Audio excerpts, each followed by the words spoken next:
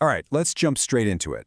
Today, we're talking about clean air. Specifically, measuring clean air in an industry that's practically famous for ignoring it: casinos.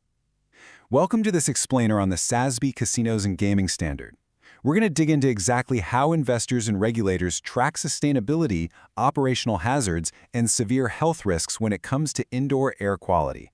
It's a fascinating challenge, so let's get started. So, why is tracking this so absolutely crucial? Well, think about the core dilemma here. Public health campaigns have successfully banned indoor smoking pretty much everywhere, right? But large segments of the casino industry? Totally exempt. And that creates a very unique and honestly dangerous operational environment. Smoke exposes people to increased risks of heart attacks, cancers, and a whole host of long-term illnesses. In fact, studies cited right in the framework show that casino dealers exposed to secondhand smoke have significantly higher than average rates of respiratory illness. Some data even suggests they can inhale the equivalent of a pack of cigarettes a shift, literally just by standing at their tables. So the big question is, how in the world do you track, quantify, and ultimately measure clean air progress in an environment where thick smoke is still 100% legal? Okay, let's dive into this. If you look at the official SASB standard document, smack in the middle, you're going to find the specific disclosure topic, smoke-free casinos. Notice how the framework is split into two really distinct quantitative metrics. One metric is based entirely on the physical gaming floor area, and the other is based entirely on employee man-hours. This structure? It isn't an accident. It's a highly intentional design by the Standards Board to capture the full, unvarnished truth about a casino's operational risk and its real sustainability profile. To really wrap our heads around this reporting standard, we need to apply a dual-lens strategy. Think of it as space versus time. On one hand, we have the static physical floor plan, measured strictly in square meters. On the other hand, we have the dynamic human shift roster, measured in man-hours. Why is this such a game-changer in ESG reporting? Because traditional reporting usually just stops at blueprints. And physical blueprints can, unintentionally or intentionally, allow companies to hide their risks behind clever architecture. By contrasting that static floor plan with the dynamic 24/7 reality of a human shift roster, we get a complete, undeniable picture of the health and financial risks a casino operator is actually dealing with. So the crucial point here is our very first metric, SV-CA-320a.1. This metric focuses purely on measuring the physical space. It simply asks for the percentage of the gaming floor where smoking is allowed. Now, at first glance, a casino operator might look at this and think, oh, that's just a basic real estate math problem. You just take the smoking area, divide it by the whole building, and you're done, right? Well, not quite.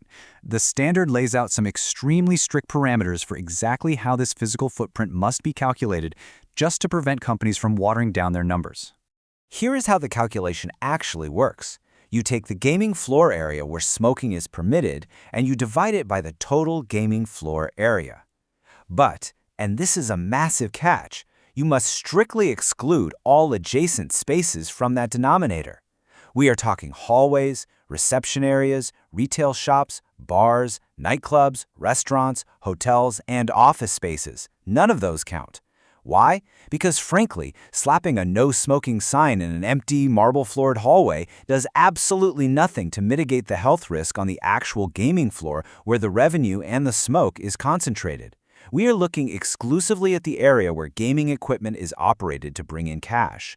Now, what's really fascinating here is the strict definition of what legitimately qualifies as a non-smoking area. The SASB standard makes it crystal clear. A non-smoking area isn't just a polite little physical sign on a wall. To actually be excluded from the smoking percentage, the area has to be actively monitored for smoking violations by staff. But even more critically, and auditors absolutely love this highly technical detail, it must be ventilated entirely separately from the enclosed indoor areas where smoking is allowed. Seriously, if a casino's high-tech HVAC system is just mixing the return air between the two zones and blowing it back out, that designated space absolutely does not count as non-smoking. The air physically has to be separated. Which brings us to a really massive realization, captured perfectly in our second metric, SV-CA-320a.2. Think about it for a second. Protecting floor space doesn't automatically mean you're protecting people.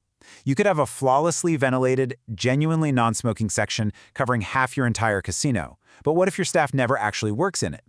That loophole brings us to the crucial human element of this standard. This second metric measures the percentage of gaming staff who work in areas where smoking is allowed. And the definition of gaming staff is incredibly broad, on purpose, to capture the true ecosystem of the casino floor. Picture that bustling environment. You've got a slot mechanic crawling under banks of flashing machines right in the thick of the smoking section, or a pit boss standing stationary at a craps table for 8 hours straight. We are talking about dealers, counting room personnel, cashiers, floormen, cage personnel, security staff, essentially any employee whose main workstation is located in the gaming facility. It makes the human element so visceral, and it really highlights the vast breadth of exposure happening around the clock.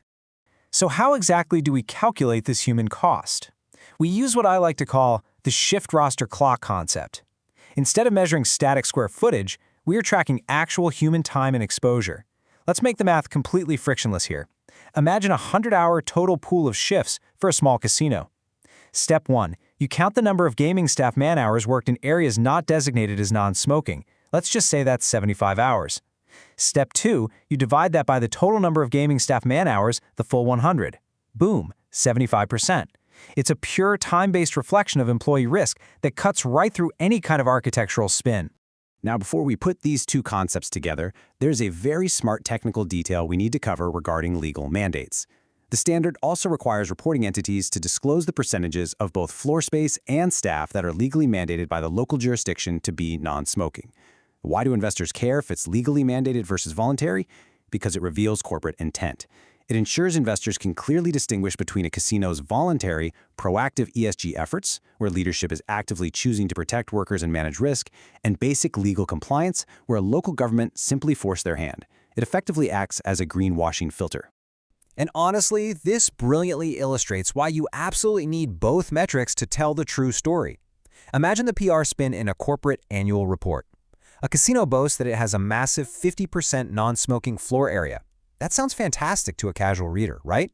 But when you look at the second metric, reality sets in. You might discover that 80% of the staff man-hours are still being logged in the smoking zones. Why? Because that's where the most profitable, high-traffic tables and slots are located, and that naturally requires the highest density of workers. If staff spend all their time trapped in that 80% time bracket, the health risk remains immense, completely regardless of how friendly the floor plan looks. By combining SV-CA-320a.1 for physical space and .2 for staff hours, the SASB framework prevents companies from hiding behind clever architecture, forcing them to reveal the actual human reality of their operations. It's a powerful, dual-lens approach that perfectly contrasts the static footprint with the dynamic reality of a 24/7 workforce. Which leaves us with a final thought to ponder the next time you walk onto a brightly lit gaming floor. Is your favorite casino truly protecting its workers, or are they just protecting their floor space? Keep these metrics in mind, look a little closer than numbers, and thank you for joining me for this explainer. Keep learning, and I'll see you next time.